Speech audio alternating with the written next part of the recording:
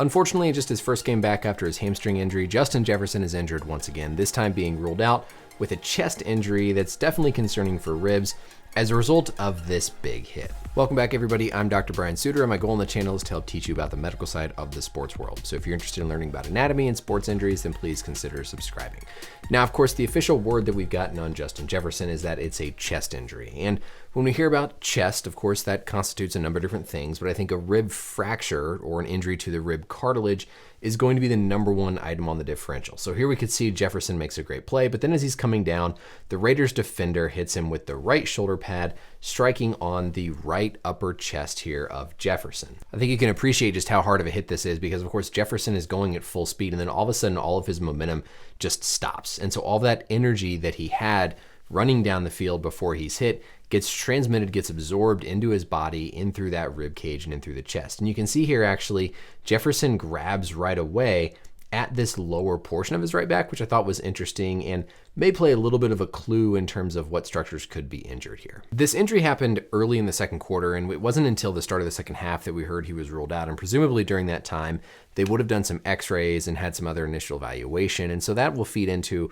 what also could be going on here with Jefferson. But before we talk about rib fractures, sort of the anatomy of the ribs and some other injuries to consider, I want to give a quick shout out to the sponsor of this video. Today's video is sponsored by Ada. Did you know that there are treatments now available for COVID-19? Yep. That means there's something you can do if you catch it to avoid getting really sick. COVID-19 is still a very real risk in our world. And with the winter and colder months coming up, COVID-19 cases can be on the rise, especially as we're all spending more time indoors with loved ones and the holidays. And that's why it's important to know that you or your loved one could get treatment for COVID-19 if needed. All you have to do is take Ada's free health questionnaire to see if you're at high risk for developing COVID-19 infection by clicking the link in the description below. Their free questionnaire guides you through questions about your medical history, your age, and other factors that help in determining whether or not you're high risk and may be eligible for specific treatment. If eligible, you get connected with clinicians in telehealth to learn more about COVID-19 treatment options. Taking charge of your health this holiday season is just a smart move. Ada's free health questionnaire is trusted by clinicians and a smart and easy way to find out everything you need to know about COVID-19 and if you might need treatment. As a doctor, I can't stress enough the importance of proper COVID-19 management and understanding if you're high risk and might be somebody who needs specific treatment. I trust Ada's questionnaire to give you the best guidance for yourself and your loved one this upcoming winter and holiday season. Thank you again to Ada for sponsoring today's video, and let's get back to our learning. If we look at our biodigital anatomy tool here, what I've shown are the key structures of the chest.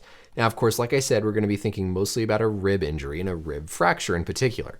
We have 12 pairs of ribs, and we can divide them up into what we consider true ribs and false ribs. True ribs are ribs like this first rib up here that's going to have a direct connection into the sternum and have this joint right here. As we work our way down lower, eventually we get into these lower ribs where instead of there being this direct connection like we see into the sternum up here at this rib, they're feeding indirectly in through this costal cartilage to the rib up above. And so these are going to be considered false ribs essentially because they're not directly going into the sternum. They're connected through this costal cartilage. So cartilage like we have in our ear, another type of cartilage is here helping to connect the rib bone to the bone of the sternum. If we then get all the way down lower, then we're going to have these two floating ribs. So the 11th and the 12th rib are going to be these floating ribs, meaning there's no direct connection at the anterior front portion of the rib with the chest. And so we consider this to be free floating or just not connected. When we talk about fractures to these ribs, of course, the shot from Jefferson's opponent came in right about in this area. It's very unlikely to get a fracture of these floating ribs because there's nothing holding them rigid on this end. And so they can move more freely and they don't get held in place to then fracture. Usually we're talking about fractures of these kind of middle portions of the ribs when we talk about a rib break. The other thing that can happen though is you can have a rib cartilage fracture where the cartilage can become torn right here, especially where it connects between this costal cartilage and the true ribs. If you hear about a costal cartilage rib injury or a chondral, meaning cartilage rib injury, think about this portion right here. The other thing I'll mention, I said early on that they've done some initial examination. They've probably done a chest x-ray.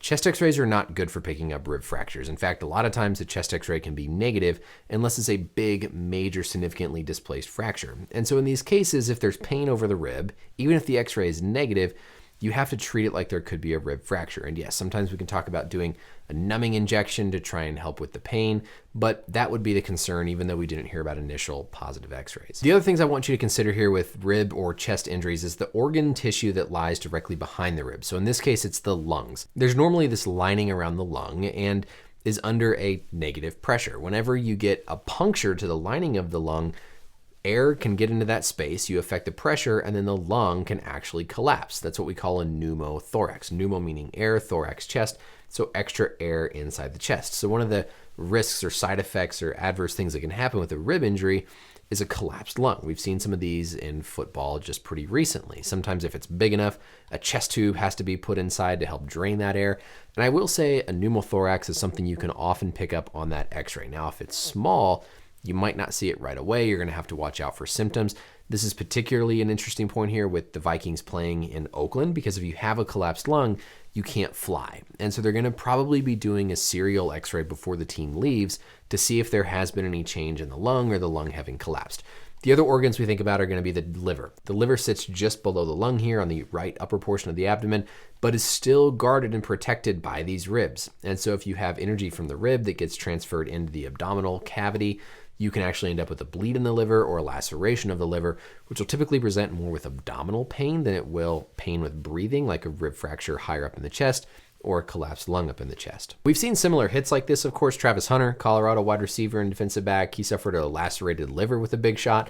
I will say on this one with Jefferson, it did seem like the shot came in more high up than truly down in the abdomen. But when we look at just this still image, his ribs are probably stopping somewhere right around there. And then liver is sitting right up here. So still low enough that we have to keep a liver laceration, abdominal organ pathology on the differential, even though we're hearing about initially a chest. In terms of recovery time here, I will say I actually had to redo this part because I saw the update that Jefferson is being transported to the hospital, and the team said that's just for precautionary reasons.